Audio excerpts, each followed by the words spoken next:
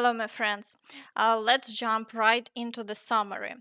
Over the past week, Russian forces have captured another 93 square kilometers of Ukrainian land, including the Grey Zone. They've managed to establish control over 82 square kilometers, which is still a significant number. Unfortunately, the loss of territory continues each week, and for now, holding the advance of the Russians remains a challenge.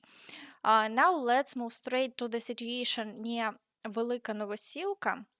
Unfortunately, yesterday, Ukrainian armed forces soldiers confirmed they had to retreat.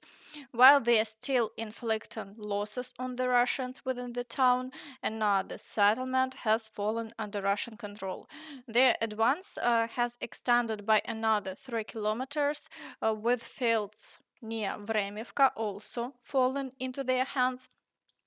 Fighting is now ongoing for Novosilka, and they are pushing toward Novopil. Essentially, Russian forces are now set to advance through the fields toward the Dnipropetrovsk region, as they've already achieved their primary objective in this direction.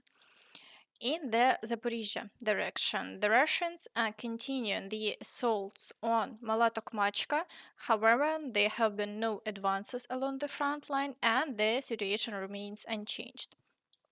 In the Kherson direction, the Russians have started making aggressive moves closer to Kherson via the islands. If they manage to establish a foothold there, the situation could worsen significantly, as they may attempt to push directly into Kherson across the river. Similarly, attempts to break through to Zabich Island, which blocks the path to the right bank, haven't stopped.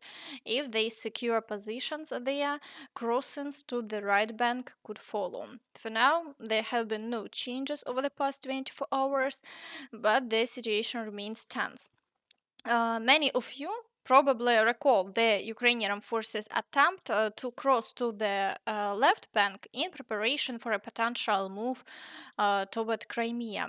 This was supposed to happen after a successful counteroffensive in the Zaporizhzhia direction, combined with a parallel advance from Kherson. However, as we can see, the plan didn't materialize. At this point, belief in the possibility of Crimea returning to Ukrainian control has dwindled significantly.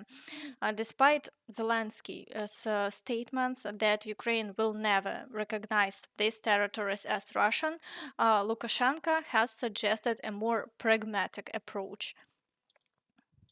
We must proceed from reality, from what can be done, rather than claiming that Crimea will return. Russia will never return Crimea. Even the West tells them this issue is already resolved. What do you think about this?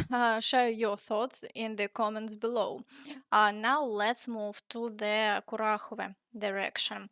Here the Russians are advancing from all sides, attempting to push the Ukrainian forces out of the area entirely. However, for now the battles continue and there have been no changes over the past 24 hours.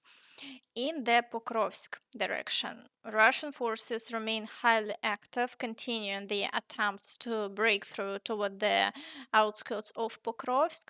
Battles are ongoing near the village of Kotline, with assaults reported in Udachne and clashes near the village of Novoalexandrivka. Despite Russian claims of capturing the village of Zelene, Ukrainian sources have yet to confirm this information, so we're awaiting updates. Fighting continues near Mirnograd over the villages of Promень, Myrolюбівка, and Yelizavetivka, with Russian forces attempting to advance across the fields toward Baranivka. However, over the past 24 hours, there have been no notable changes on this front. Interestingly, reports from Russian war correspondents even mention that Ukrainian forces have managed to push them back slightly near Lysivka. In Udachne, our assault units are working to restore previously held positions and are fighting near the station.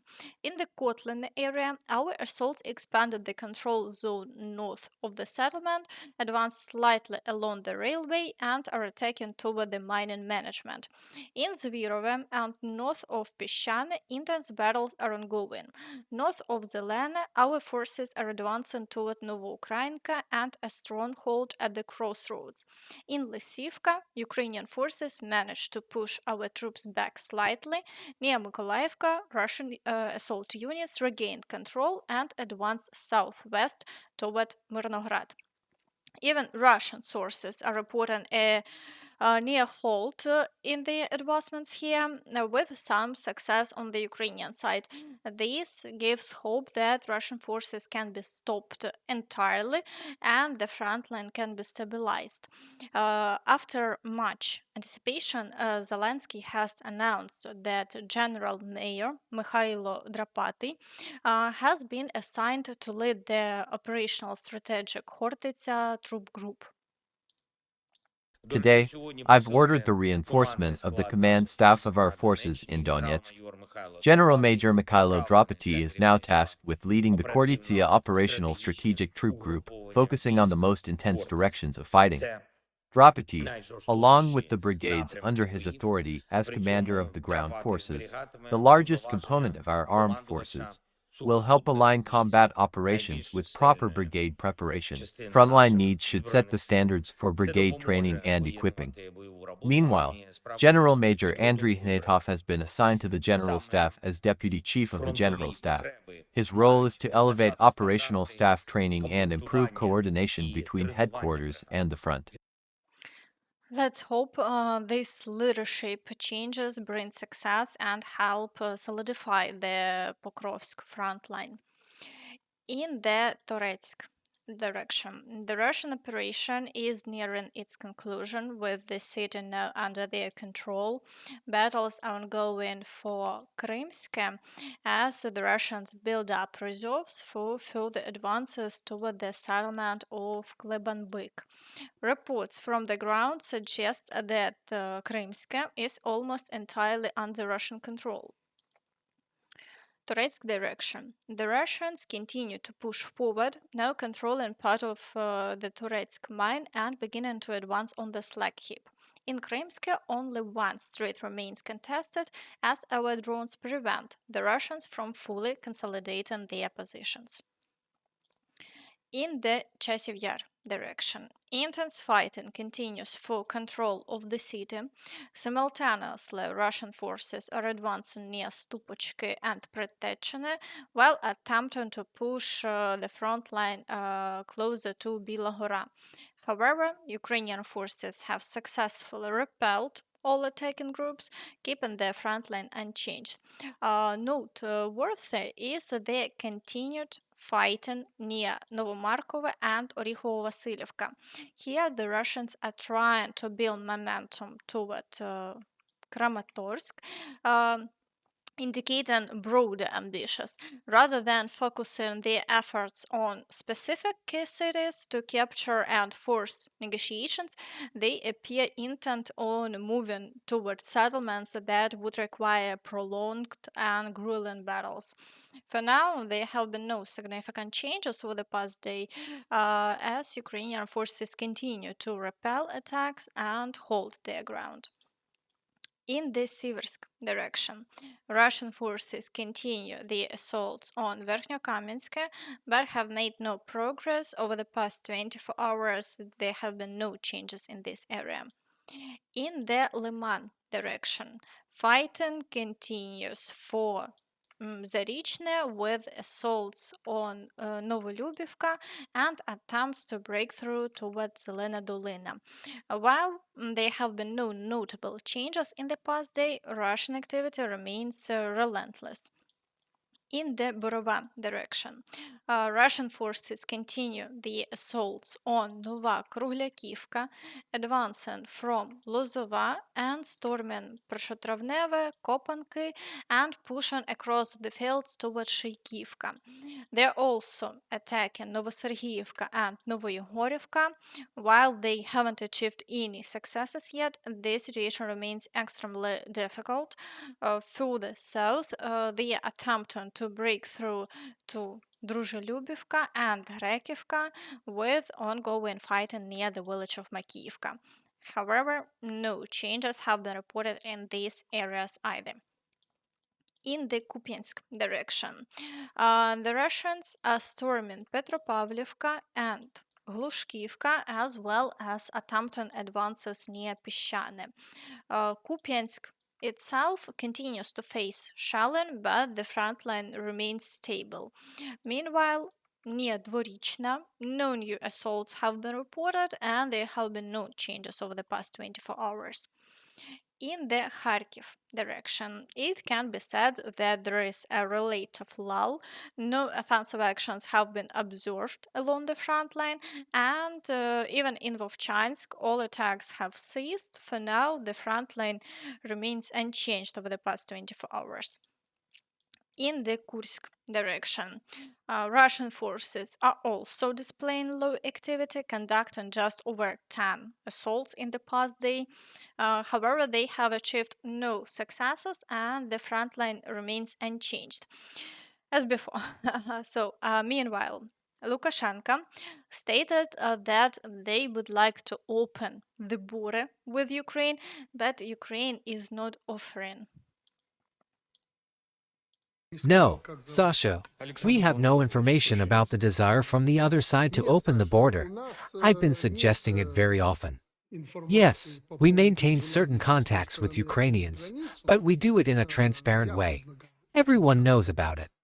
Moreover, you know that it's not Qatar or other countries, but it's in Belarusian territory where the exchange of prisoners, the killed, unfortunately, is happening. There's a lot. We conduct the exchanges because the mechanism is such. Essentially, Lukashenko wants Ukraine to open the border, and the Russians will again try to enter Ukrainian territory through Belarus. He also claimed that he has no intention of fighting with the Poles and offers cooperation. Why do we need you? And Russia? Why? We have enough of our own land. We have no need to attack you or wage war against you. Stop thinking about that. Stop buying tanks, tractors. Buy them. Your farmers are already walking, excuse me, throwing manure at your offices, and with manure. And tomorrow they won't have anything to plow the land with. Let's cooperate together. Let's plow the land. Let's trade. Well, how can you cooperate with us if you've already started strangling Ukraine? Meanwhile, the situation in the US is getting quite interesting. Trump sent 160 migrants to Colombia, but they refused to grant permission for the plane to land. Immediately after, Trump imposed sanctions. The US is imposing a 25% tariff on all goods from Colombia and sanctions against Bogota for refusing to accept deported migrants. And these sanctions are just the beginning, Trump said. However, after this statement, just 49 minutes later, the president of Colombia responded. The president of Colombia, 49 minutes later, offered to send his presidential plane to repatriate the deported from the US. Trump had already managed to troll the Colombians with an AI generated image. In the background, the text FAFO appeared, which in slang means play around and you'll find out. This way, he warned that hasty or risky actions could have serious consequences. As we can see, Trump is gradually starting to get his way and showing who holds the power. It remains to be seen how Trump will put Russia in its place. Furthermore, Trump stated that he will definitely take control of Greenland.